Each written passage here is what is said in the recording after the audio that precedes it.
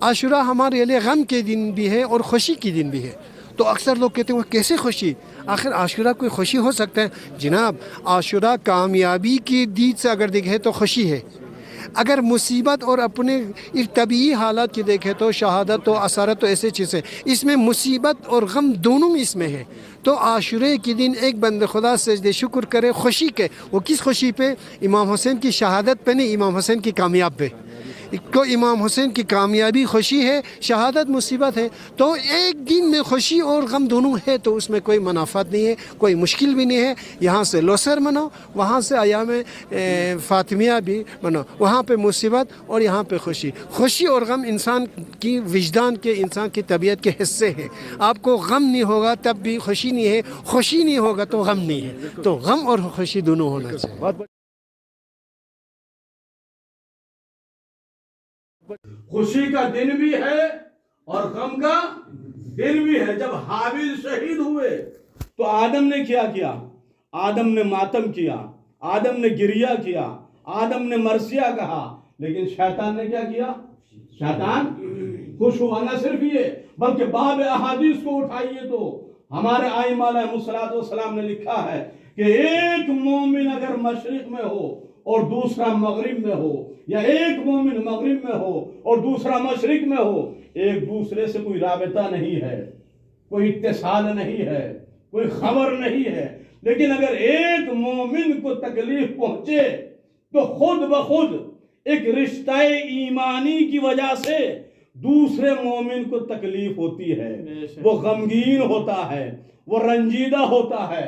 تو خوشی اور غم کا فلسفہ تو ضرور ہے کہ خوشی بھی ہوتی ہے اور غم بھی ہوتا ہے، لیکن اس کی تفصیل یہ ہے کہ اللہ کی راہ میں شہید ہونے والے پر اللہ والے کو غم ہوتا ہے، شیطان والے کو خوشی ہوتی ہے. صلوات پڑھیں محمد.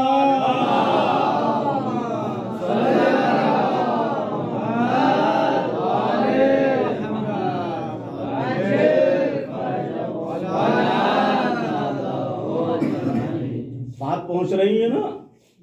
خوشی کسے ہوتی ہے؟ جو شیطان والا ہوتا ہے، جو ابلیس والا ہوتا ہے. اور غم کسے ہوتا ہے؟ ہم خوشی. آئیے ہم بتائیں گے ہم خوشی کا مفہوم کیا ہے. حضرت امام جعفر صادق علیہ السلام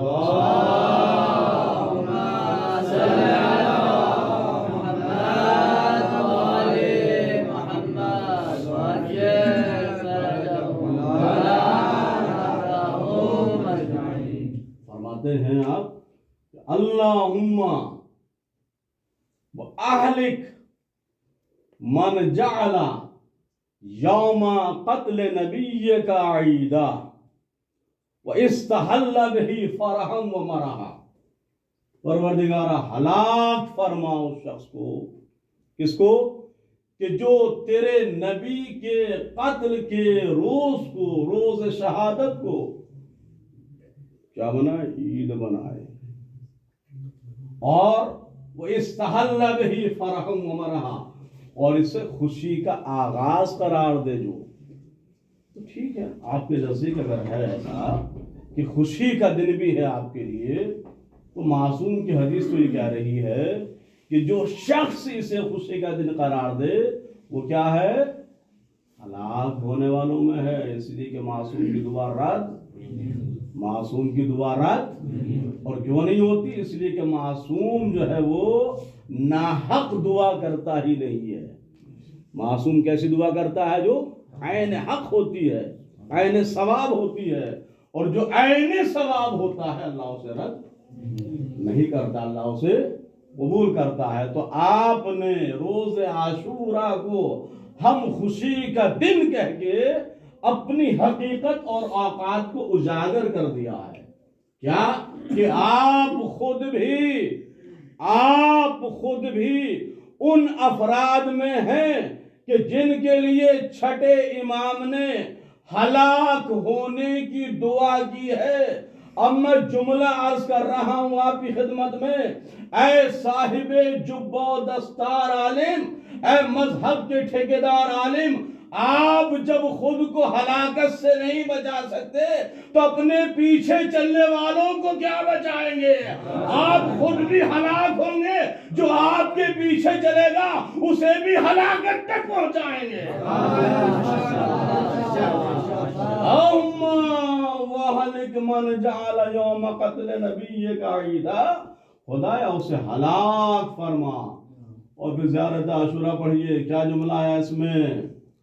اللہم ان ھذا یوم تبرکت بہ بنو امیہ، خدایا یہ دن وہ ہے کہ جسے بنی امیہ نے کیا کیا؟ بابرکت سمجھا۔ ہم خوشی کا دن ہے، شکر کا سجدہ۔ اچھا، ابھی میں جو آپ کی خدمت میں عرض کر رہا تھا، اسی حوالے سے ایک بہت بڑا پیغام دینا چاہتا ہوں، ان کی خدمت میں عرض کرنا چاہتا ہوں۔ فلسفہ یہ ہے، تاریخ یہ ہے، حقیقت یہ ہے، تجزیہ یہ ہے، تجربہ یہ ہے، جج یہ ہے کہ جب راہ خدا میں کوئی شہید ہوتا ہے تو دو اثر مرتب ہوتے ہیں، ایک اثر غم اور ایک اثر خوشی، اثر سرور۔ جو اللہ والا ہوتا ہے اسے غم ہوتا ہے، اور جو شیطان والا ہوتا ہے اسے۔ یہ عجیب لنگڑا مذہب آیا ہے،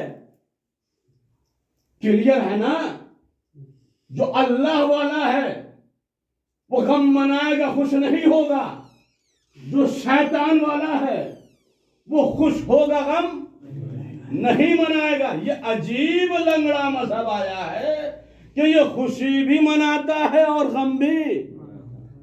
تو مجھے کہنے دیجئے کہ روز عاشورہ کو یا کشتگان راہ خدا کے دن کو خوشی اور غم کا دن وہی بنا سکتا ہے کہ جس کا مذہب بھی ہجڑا ہو اور وہ خود بھی ہجڑا ہو گیا۔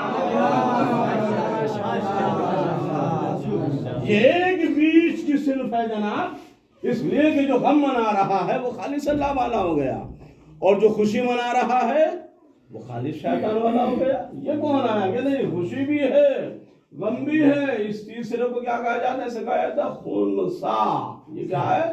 خنثی۔ یہ مذہبی ہجڑا ہے، یہ شخص بھی کیا ہے؟ ہجڑا ہے، فکری اعتبار سے، نظری اعتبار سے۔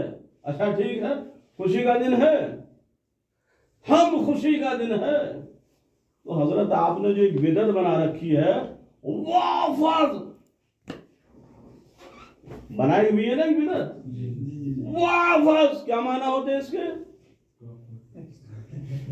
حفاظت فرما، حفاظت فرما۔ کس کی حفاظت فرما؟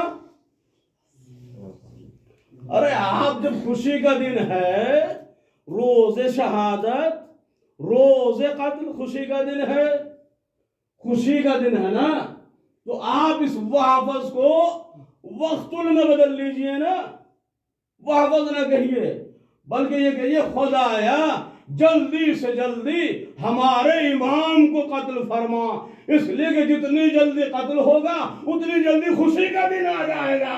صلوات پڑھے محمد آل محمد۔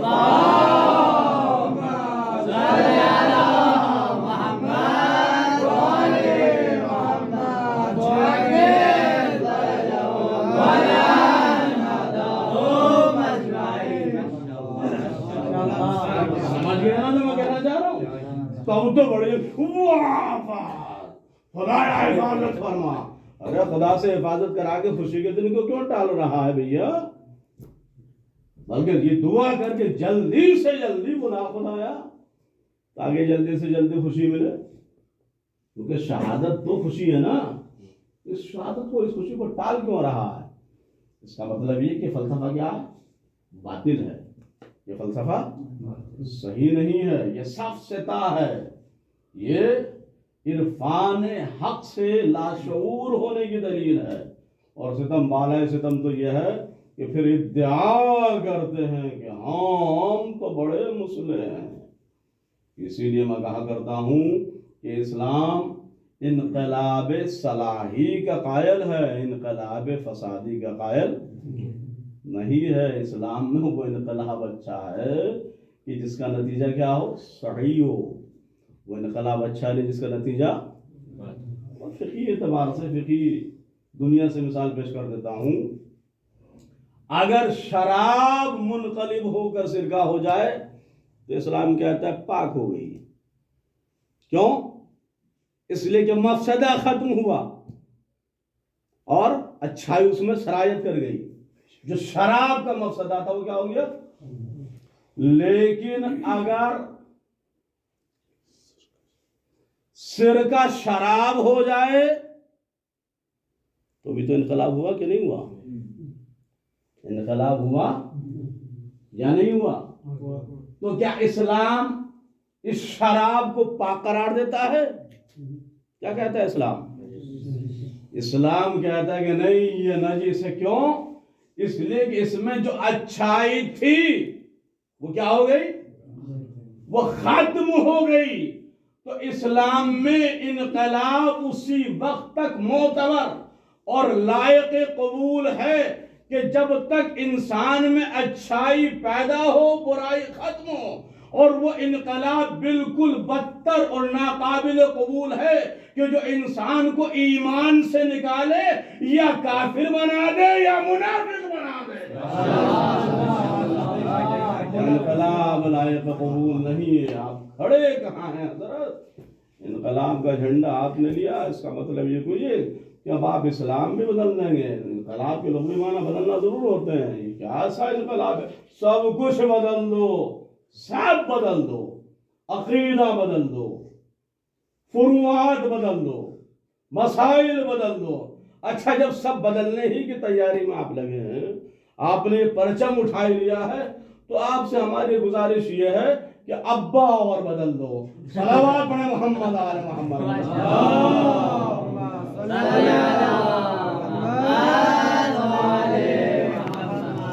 بدلو بھائی، کب تک ایک ہی چلتا رہے گا؟ ابا صاحب بھی نئے آنے چاہیے نا۔ دوسرا بدل دیا، لا انقلاب، اور وہ پھر کہ یہ اب منقلبی ہے یہ ہمارا۔ یہ کون سا باب ہے ہمارا؟ جس کو ہم نے، تو ایسا نہیں ہے کہ ہر انقلاب اور یا ہر برے کام کو آپ انقلاب کا لیول دے کے کیا کر دیں گے؟ اس کو صحیح قرار دے دیں گے؟ نہیں، اس کے حدود ہیں، اس کے شرائط ہیں، اس کے ضوابط ہیں، اس کے کچھ قواعد ہیں، اس کے کچھ کیا ہیں؟ کلیات ہیں۔ تو اصل پیغام ہمارا کیا تھا کہ قیامت تک جب تک وجود